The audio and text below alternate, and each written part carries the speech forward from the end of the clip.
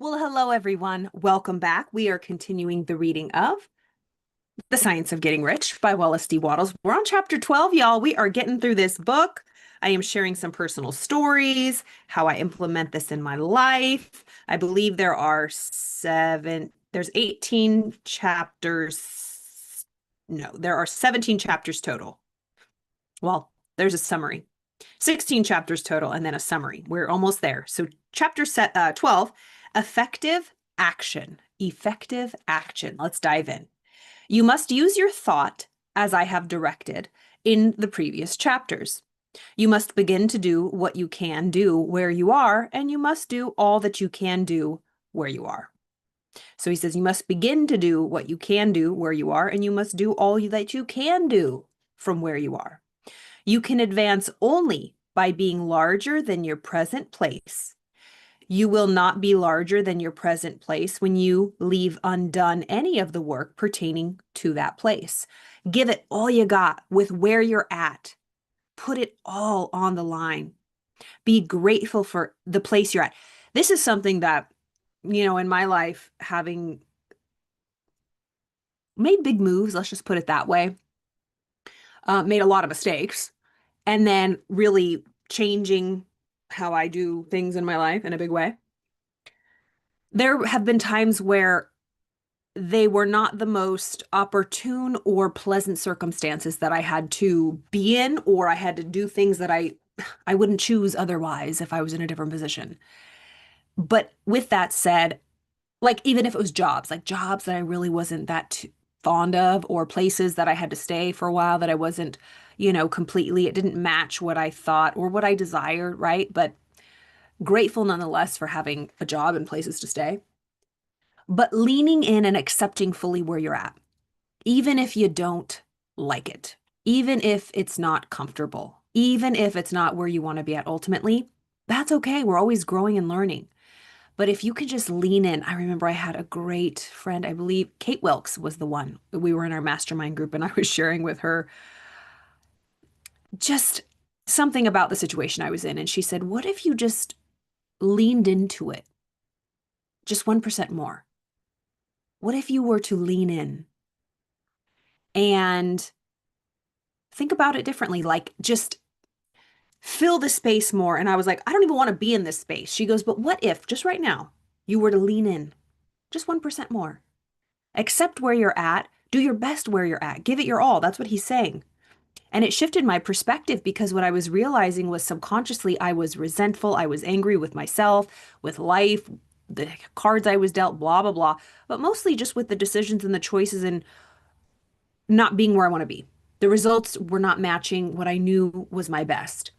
And we can all find ourselves in those situations, but we can take that adversity, as Napoleon Hill teaches us, and use it to grow, or we can fall deeper down into the hole that we have dug ourselves into. So within every seed of adversity lies within it an equal or greater benefit. But we have to be the one to find the equal or greater benefit. So that's really what he's saying. Wherever you're at, whatever stage you're in, accepting it more, leaning into it, being super grateful, appreciative, being in a state of gratitude will promote you out of it faster than resisting it, resenting it, being angry, upset with yourself or other people for it. And I know it's hard because there's a part of us is like, I don't want to accept it. If I accept this, then the universe is going to think this is what I want. No, we're never going to stay anywhere, by the way. Everything's moving and changing. Nothing's permanent. And so don't let that fear creep in that it's kind of like forgiveness. If you forgive someone, then you're telling them that it's okay. No, it's setting you free. If you accept where you're at, you think, well, it's going to put the stakes in the ground and super glue me here. No, it's actually promoting you out of that place. So the more we accept and relax, the faster we can move and fly. The faster we forgive and release the resentment, the quicker we can move on. So just pay attention. Those have been themes that have popped up in my life and many of the people that I work with. So you must use your thought as I have directed. You must begin to do what you can do where you are, and you must do all that you can do with You must begin to do what you can do where you are, and you must do all that you can do where you are. You can advance only by being larger than your present place. You will not be larger than your present place when you leave undone any of the work pertaining to that place. So why are you there? You know, you can always be helpful. How can you be your best self and serve the people and the places and the circumstances and the community that you're in right now? If no man, like, this is coming up, like, if you're in a job and it's kind of like it's just a stepping stone and you're like, "Oh, I'm not going to make any friends here. These people kind of like, this is not my permanent job. These people, this is their career, right? This is what they're going to do for the rest of their lives. But me, I'm just passing through. So you don't want to put roots down, right? But think about it. You're there for a reason. You can really influence and motivate your coworkers. You don't have to be best friends with them and start, because you can get influenced for sure by people with different mindsets. But like, how can you be a light where you're at? It reminds me of when I had moved temporarily somewhere for like, it was a year lease, but after 5 months, I left. But still, I just knew I did not want to stay there and I would not hang anything on the walls. This is so true. This is so true. I did not want to unpack my boxes. I did not want to take root there. I did not want that to be home. I just wanted it to be a place for the interim. But the moment I said, Carla, if you really want to be promoted or move on, accept where you're at, be happy. So I will never forget. I was in a mastermind group and I told all my mastermind members, okay, this week my goal is to unpack my boxes and hang up the stuff on my wall, my mirrors, my art, all this stuff. So I did that. I would say within the next month, I left. And it's like, we can do that sometimes. When we find ourselves in situations that aren't where we want to be, we won't like get involved. We won't allow ourselves to, I don't know, like accept where we're at because we're like in denial. But the sooner we do, the faster we can leave. That was the same thing with, I joked with a friend of mine about, hey, it was in my therapy office and it was my first 9 to 5. And I have never like worked a 9 to 5 and like PTO and salaried and well, whatever. And I had my diplomas and I didn't want to hang them on the wall because I was like, I don't want to be here for that much longer? Anyways, I ended up being there for at least a couple of years, but it flew by. Anyways, I finally hung up my diplomas in the office and like within a month I left. I ended up working from home, but still it was kind of like the beginnings of me leaving and I have since left. But it's so funny. It's like even if you're somewhere temporarily, be there fully. Be there fully and be grateful. And what can you give to other people and what can you receive from other people? What can you learn? Dive all into it, right? The world is advanced only by those who more than fill their present places. So fill your present place fully. If no man quite filled his present place, there would be a backslide in everything. Those who do not quite fill their present place are a dead weight upon society, government, commerce, and industry. They must be carried along by others at a great expense. This progress of the world is the progress of the world is retarded only by those who do not fill the places they are holding. So that is such an old word. Like to be held back, he uses, that word, which is not very, what's it called? PC. So the progress of the world is held back only by those who do not fill the places they are holding. They belong to a former age and a lower stage of plane of life. Their tendency is toward degeneration. No society could advance in its people. No society could advance if its people were smaller than their place because social evolution is guided by the law of physical and mental evolution. In the animal world, evolution is caused by the excess of life.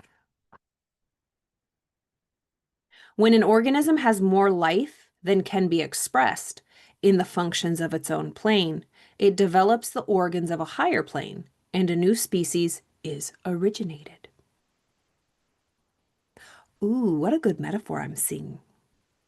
There would never have been new species had there not been organisms which more than filled their places. The law is exactly the same for you. Your getting rich depends upon your applying this principle to your own affairs. Every day in either a successful day, every day is either a successful day or a day of failure.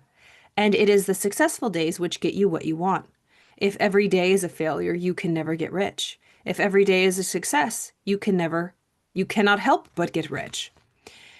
If there is something that may be done today and you do not do it, you have failed insofar as that thing is concerned, and the consequences may be more disastrous than you imagine. So, what he's saying is in the animal kingdom, evolution is caused by an excess of life.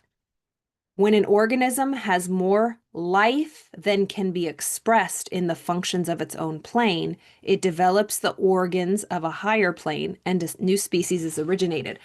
Use this as a metaphor.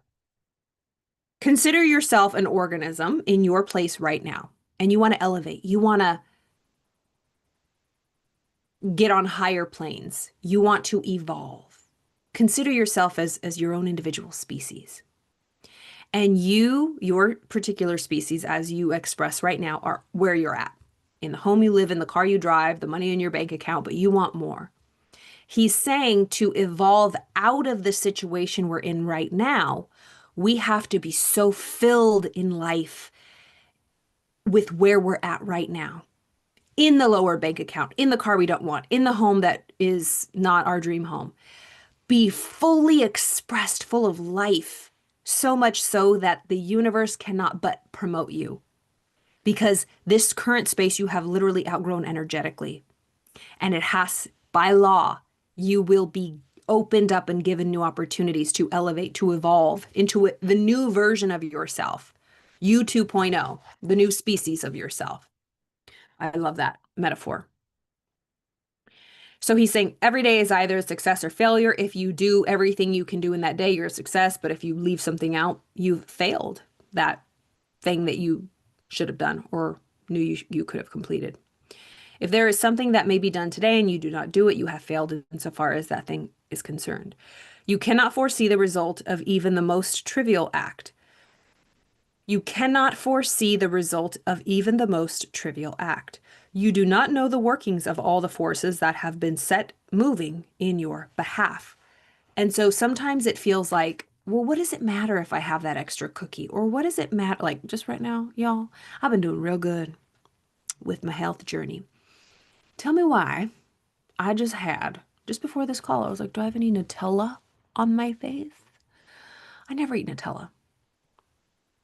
Anyways, I just ate a lot of Nutella and it was delicious. But it's so sweet. I don't eat a lot of it, but I don't really ever eat it.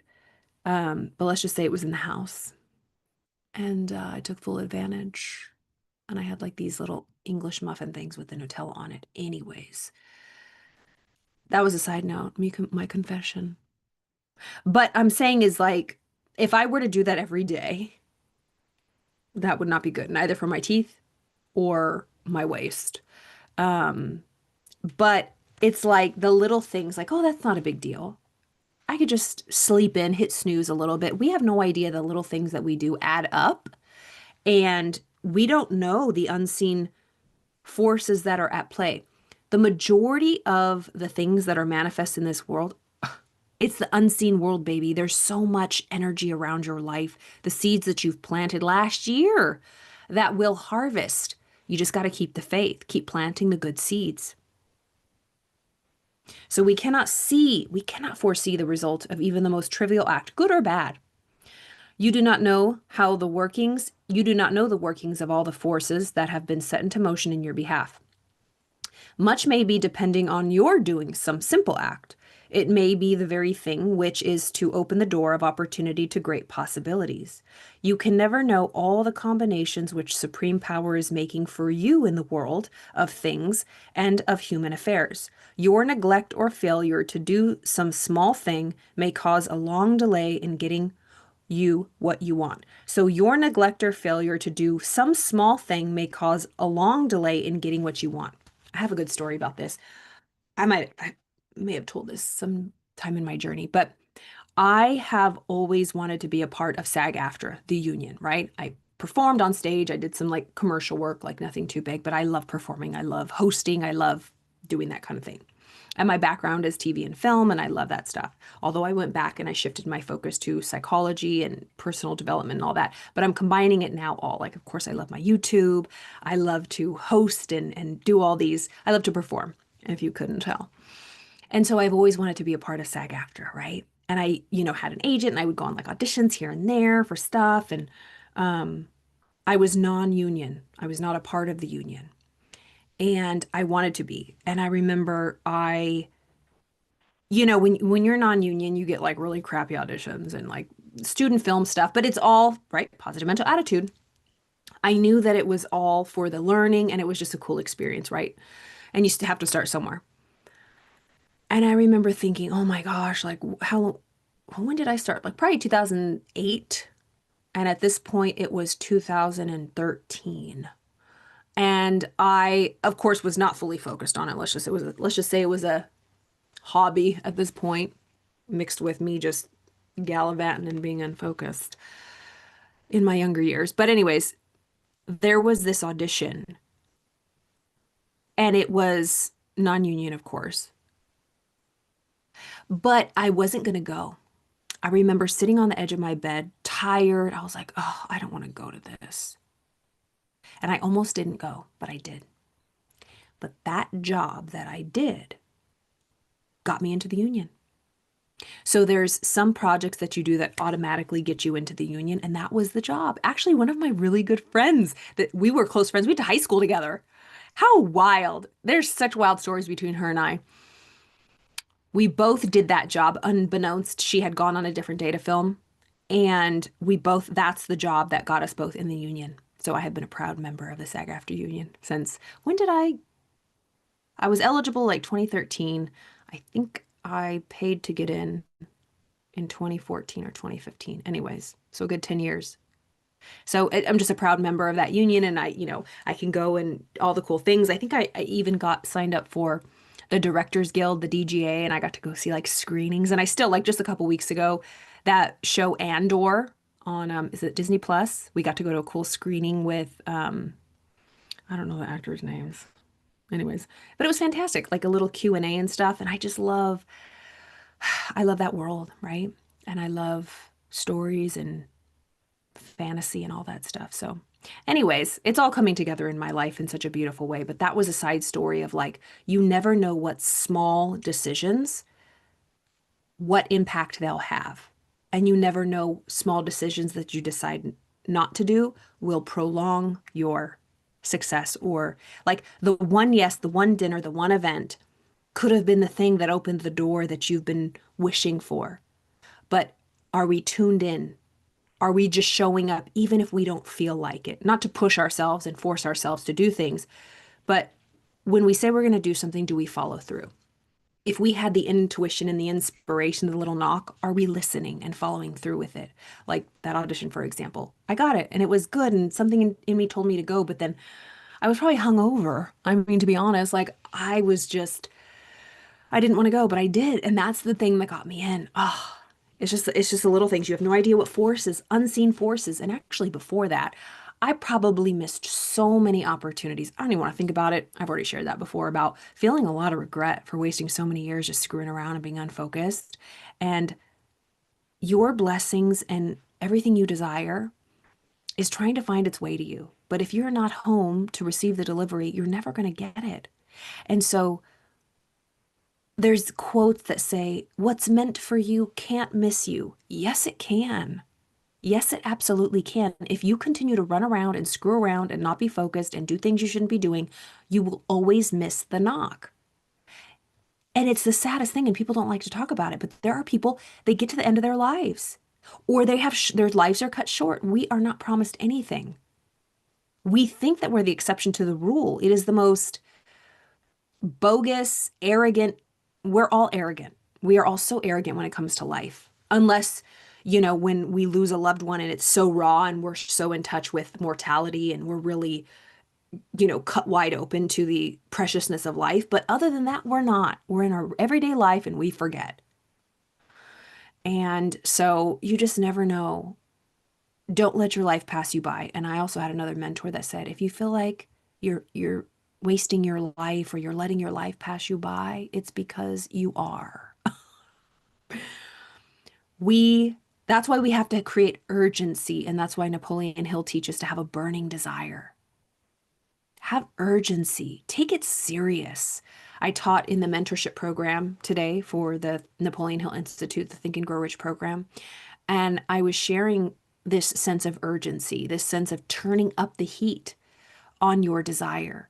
When you have a desire, when you have a goal, everything else is revolved around that. But when you don't have a goal or like a touchstone, something to focus on, where are you going? Nowhere. It's called drifting. And then we wonder why we're anxious and depressed and losing our way and feeling like life is passing us by because it is. So what are we working towards? I don't care what it is.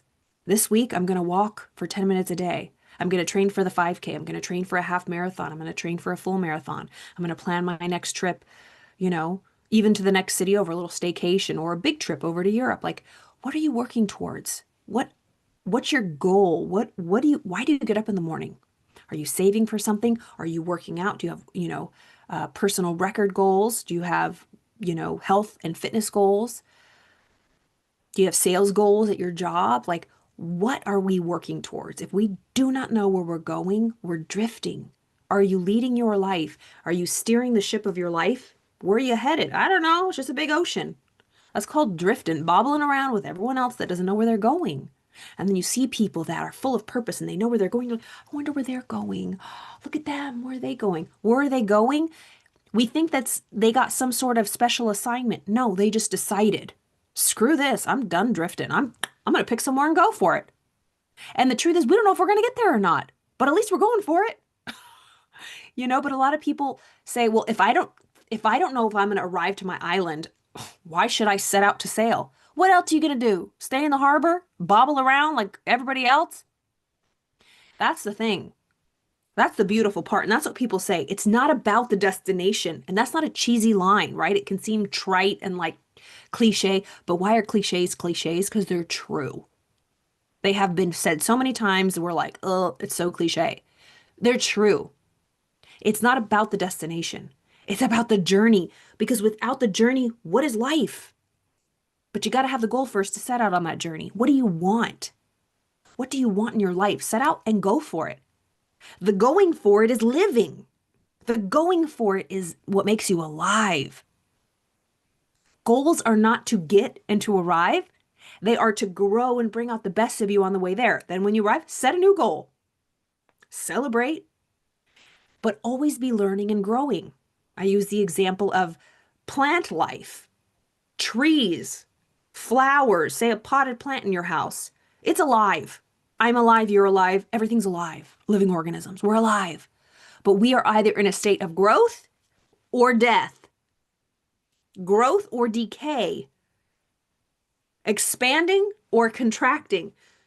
We're all alive, but we're either growing or dying, and you can feel it in yourself first and in other people. When you're around people who are they are growing, they are living, and we have to remind ourselves. I was also sharing and one of the clients on the call today said, gosh, I feel it like I need to turn up the heat on my desire because she was distracted. She was saying she was distracted. And I was like, why are you distracted? Aren't you focused on your goal? Right? Don't you have a goal? Yes, she had a goal. That's good. Most people do. But is our fire burning towards that goal? Is the fire bright and light so it keeps our focus and attention on anything else? It's like, get out of my way. It's like, are we focused? Are we driven? I always use the example of Kobe Bryant, Mamba mentality. People thought he was nuts, but he was focused. He had a goal. He had a burning desire, a magnificent obsession. So, how can we get obsessed in a good way about what we truly want? Why do you want it?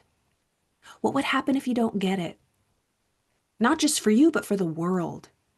Think about the things that have had such an impact, a positive impact on people's lives. Like, let's think about the phone. I always use this. What if they never followed through? I mean, I'm sure some sort of, new device would come out, but let's think about the devices that we're going to be having in the future. This is going to be ancient history. This is going to be a big fat paperweight. We're going to be like, remember when the phones were so big and they were so heavy? We're going to use these as paperweights. We're probably going to be chipped with something and be able to like tap our, who knows? I mean, seriously, contacts with like our ability to read things and pay, probably scanning. They already have that actually. You have a chip and you scan your hand, and things are always changing. What do you want in your life? Let's turn up the heat. Let's turn up the desire and get more emotionally involved with it. Let's not be nonchalant. The call today was about embodiment. Are you embodying? Are you expressing? Are you living fully with your body the principles you're studying, the material, all of the good videos and personal development and podcasts and books you're reading? Like, that's fantastic. Keep doing that. But are you taking action? Are you embodying the material?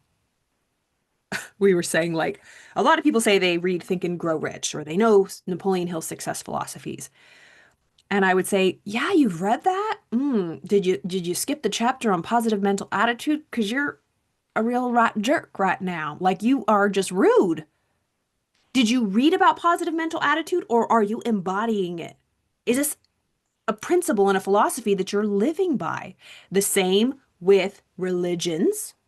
People will read their holy books. For example, Christians will read the Bible, but you look at their life and you're like, are you like reading anything and incorporating this into your life? Because, you know, one would think you never cracked it open the way you're acting, but you're claiming that you're a Christian. You're like it's like you ran everybody over on the way to church and you're gossiping and talking about everybody and hating on everybody. It's like, I think that Christianity is followers of Christ and Jesus, and I think he loved everybody, if I'm not mistaken.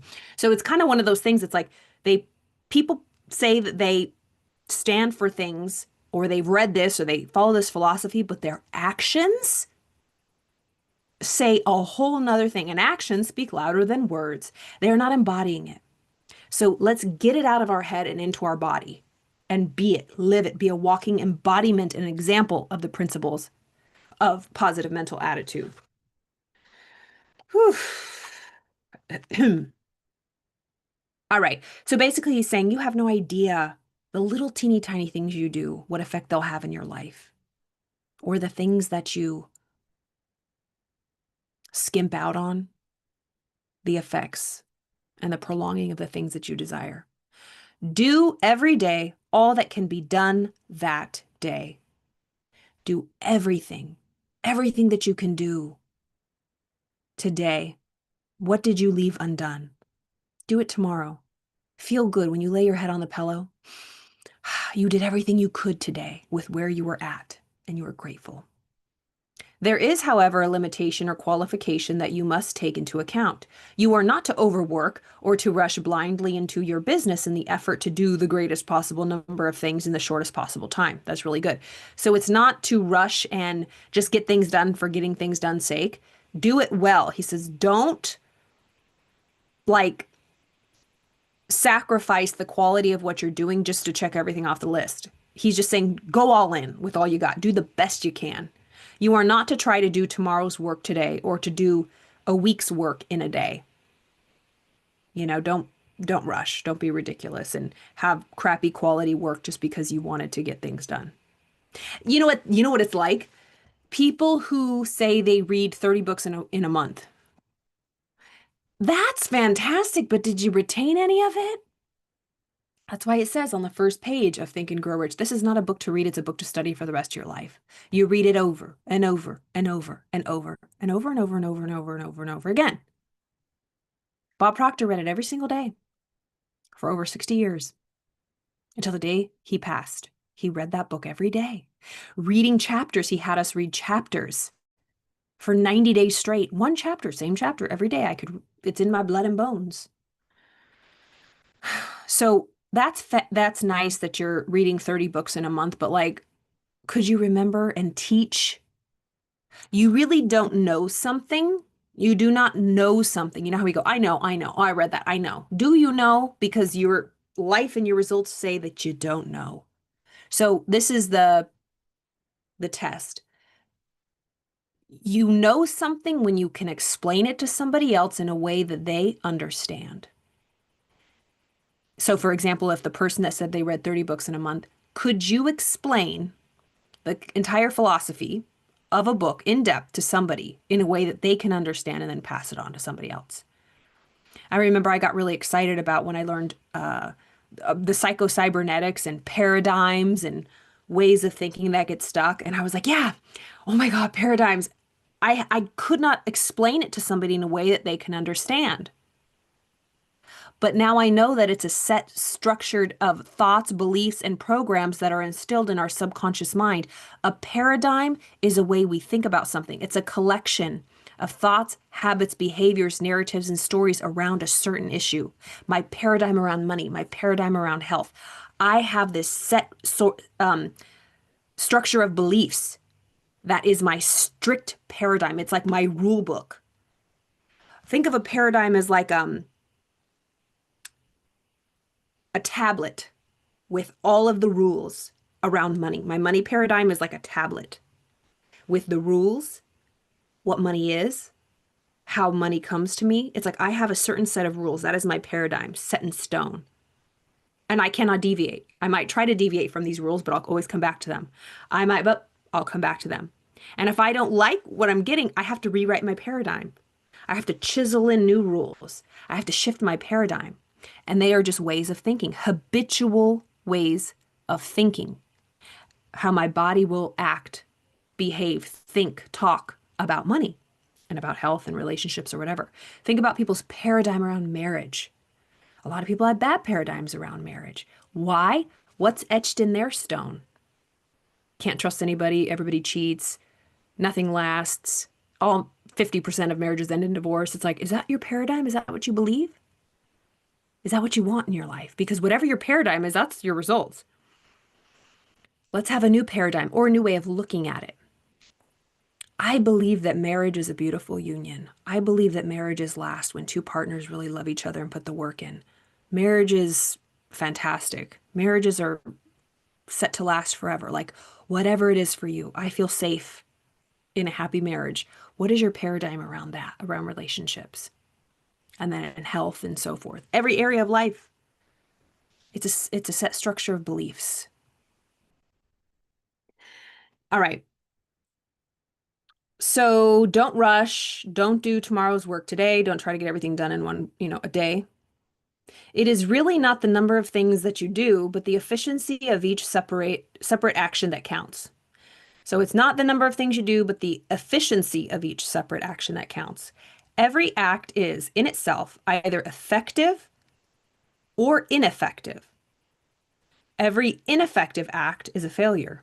And if you spend your life doing ineffective acts, your whole life will be a failure. The more things you do, the worse for you if all your acts are ineffective ones. On the other hand, every effective act is a success in itself. And if every act of your life is an effective one, your whole life must be a success. The cause or failure is doing too many things in an ineffective manner and not doing enough things in an effective manner. Mm. I was just thinking about like, I'm in a new content creation class, and I'm just thinking, what if I can do, I mean, I know I can. The things that I'm doing, whether they be on social media or putting my stuff out there, my courses, all this stuff, If I just focus and do things so efficiently, effectively, one effective action a week is better than 10 inefficient, ineffective, non-effective actions in a week. But I did all of this. What are you doing? I did 10 different reels. But if they were kind of like mediocre, what if I did one really great one? You know, it's crazy. So I was just thinking about that today. Oh, all right. It's that time of day. Okay. The cause of failure is doing too many things in an ineffective manner and not doing enough things in an effective manner.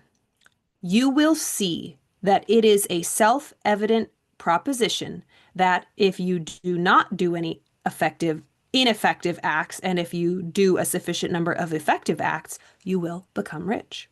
If if it is possible for you to make each act an effective one, you see again that the getting of riches is reduced to an exact science like mathematics. Are we being as effective as we possibly can? Are we doing all we can with what we got, where we're at? Are we grateful, appreciative, accepting? Being in a state of acceptance and at peace with where we're at. It doesn't mean that that's where we're going to have to stay, because we're not going to ever really stay anywhere forever. But to be grateful, at peace, and in a state of acceptance and what's another word that I'm trying to think of right now? Acceptance and, yeah, I guess just accepting where you're at, even if it's not where you want to be. Like, you know what? This is just where I'm at right now. I accept. This is my body right now. I fully accept. This is my home right now. I accept this is my car right now. I fully accept this is my job right now. I fully accept this is my income right now. And it doesn't mean that you are sitting back and saying, well, I'm just going to accept it and quit. No, I accept it. I'm grateful. And in that state, I will automatically have the thoughts, feelings, and actions through the gratitude and the high frequency and just a relaxed state of rest and digest where you're at, enough energy to move on. Because I think most of us are in a place we don't want. We're in a resistant state, fight or flight. We're not in rest and digest. We're not in a state to receive. We're fighting and flighting and flying everywhere so the good cannot reach us. But if we just sit down, when it comes to your money, just sit down. When it comes to your whatever, just sit down where you're at right now. Just me and you right here. Wherever you're at right now in your life, just take a breath. Can you, just for right now, accept where you're at? It doesn't mean you have to like it, but can you accept this is where you're at right now? And you do want something better, but these are your results right now. Don't beat yourself up. Release and forgive any resentment, any grievance towards yourself or others. Of course, put the necessary boundaries up, protect yourself, take the action you need. But right now, I'm talking just internally, not out here. Don't just acquiesce and sit back and give up. I'm talking internally. I accept, I make peace with where I'm at right now. And then from that place of full acceptance, no more resistance, no more fighting with where you're at. Where do you want to go? Move from a place of peace, acceptance, and receptivity, and that'll change everything. Yeah. So just notice that. All right, y'all. So this was part 1 of chapter 12 of The Science of Getting Rich, Effective Action. So part 1, and we'll finish tomorrow. We will finish part 2 of chapter 12 tomorrow. If you missed any of the previous readings, they are all in the playlist here. If you want to work one-on-one with me or collaborate in any way, go ahead and check out all of my links below. Watch all of the previous replays for this book, The Science of Getting Rich, as well as a lot of many other books. I have Elsie Lincoln Benedict, How to Get Anything You Want, Napoleon Hill, Think and Grow Rich. We have As a Man Thinketh by James Allen, The Power of the Subconscious Mind, Dr. Joseph Murphy, The Power of Awareness, Neville Goddard, Awaken Imagination, Neville Goddard, another book by Neville Goddard. I forgot what it was, but there's many videos. I hope you enjoy, y'all. Have a beautiful evening. Let me know what you think. Let me know what you need to release, let go of, accept where you're at. I love all your comments. Thank you for all of your love and support. And we'll continue this party tomorrow. Have a beautiful evening. I will see you tomorrow.